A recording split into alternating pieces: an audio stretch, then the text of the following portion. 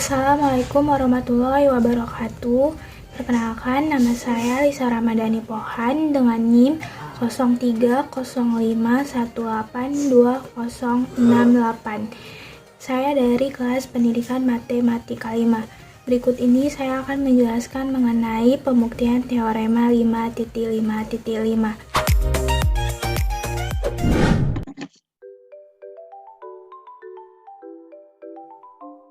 Baiklah, di sini saya akan menjelaskan pembuktian dari teorema 5.5.5. Pada teorema 5.5.5 ini kita akan menggunakan sifat supremum untuk memeriksa keberadaan partisi delta fine.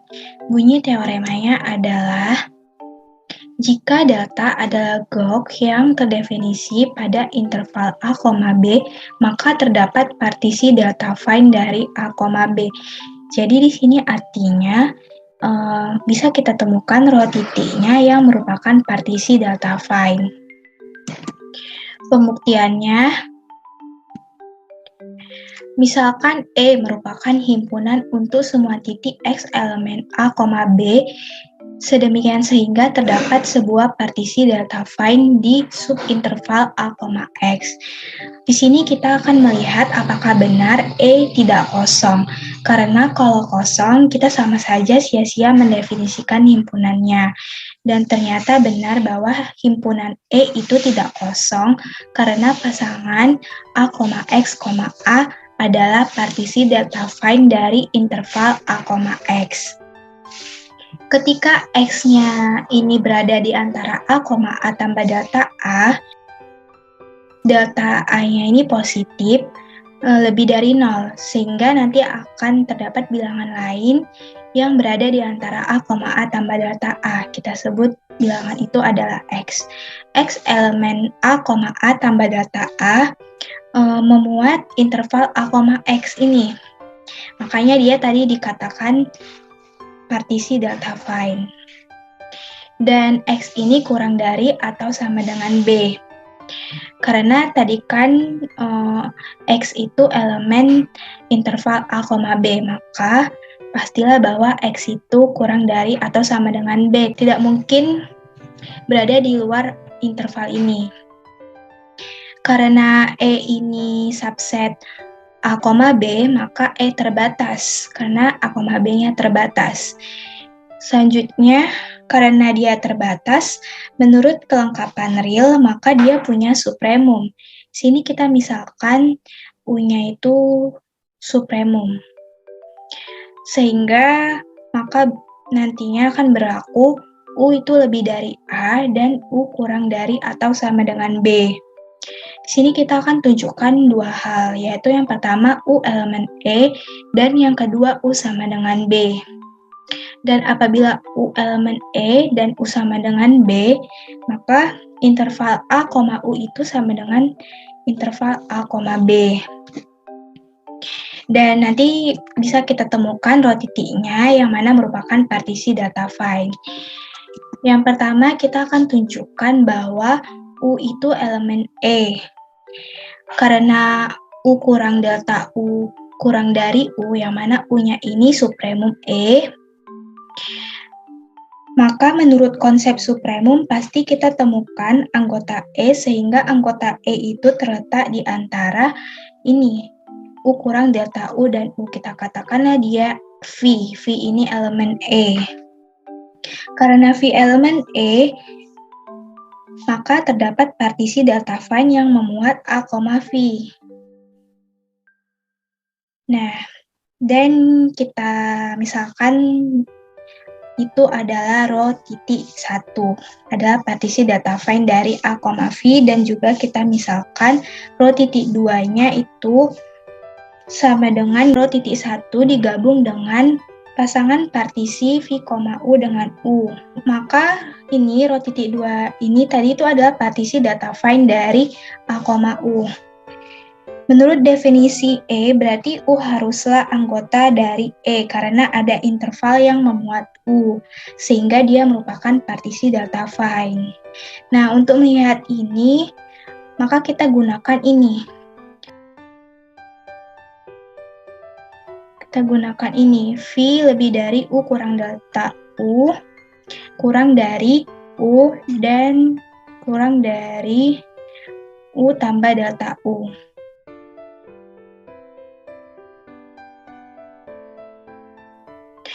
Nah, akibatnya interval V, U ini, yang ini, itu pastilah termuat interval U kurang delta U, U tambah delta U. Hal ini berdasarkan definisi 5.5.2. Dengan kata lain, termuat pada suatu partisi data find, sehingga rho titik 2 ini yang tadi rho titik 1 digabung dengan V, U, itu akan membentuk suatu partisi data find dari A, U.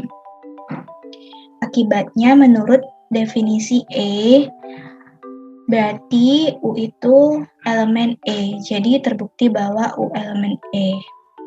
Selanjutnya yang kedua, kita akan tunjukkan bahwa U sama dengan B. Nah, di sini diketahui bahwa E itu dibentuk sedemikian sehingga tidak keluar dari ini, interval A, B. Dan diketahui juga U itu merupakan supremum E, sehingga U-nya pastilah kurang dari atau sama dengan B. U tidak mungkin lebih dari B. Tidak mungkin keluar dari interval ini. Nah, di sini kita menggunakan pengandaian. Kita andaikan U kurang dari B.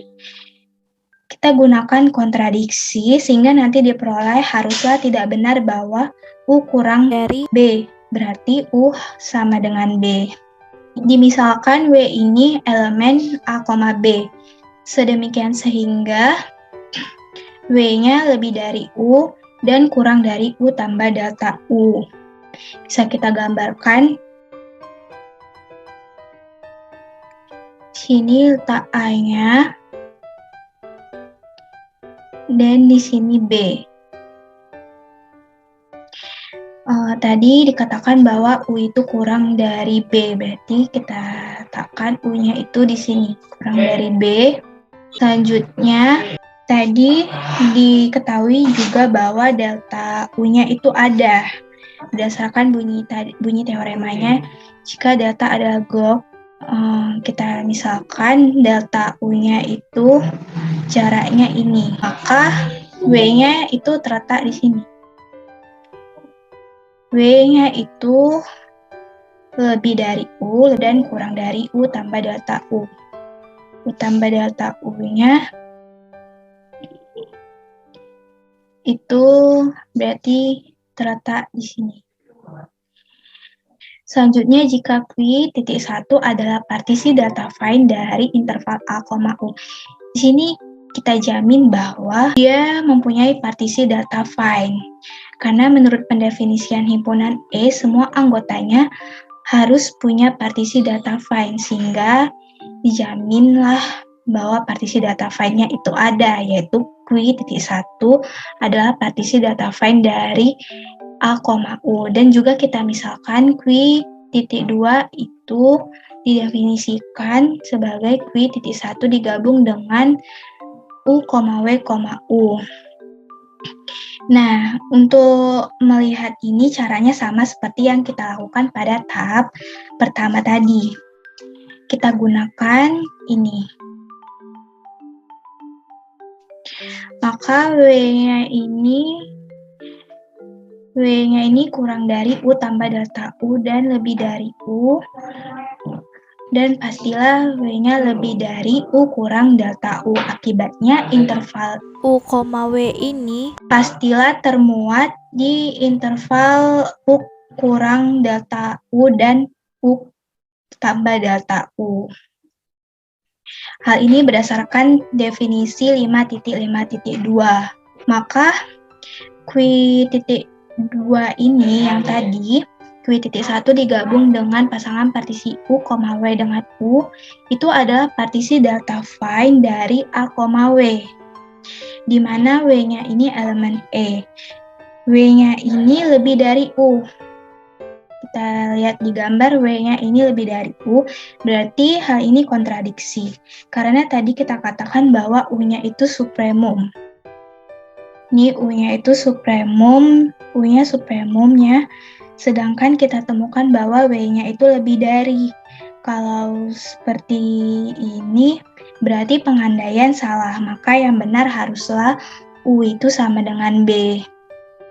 Jadi terbuktilah bahwa U itu sama dengan B. Nah, karena kita sudah menunjukkan dua hal ini, U elemen E dan U sama dengan B, maka ditemukanlah bahwa terdapat rho titik yang mana itu merupakan partisi delta phi.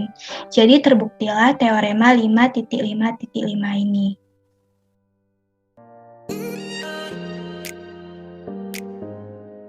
Demikianlah penjelasan dari saya. Apabila terdapat salah kata, saya mohon maaf. Wabillahi taufiq wal hidayah. Wassalamualaikum warahmatullahi wabarakatuh.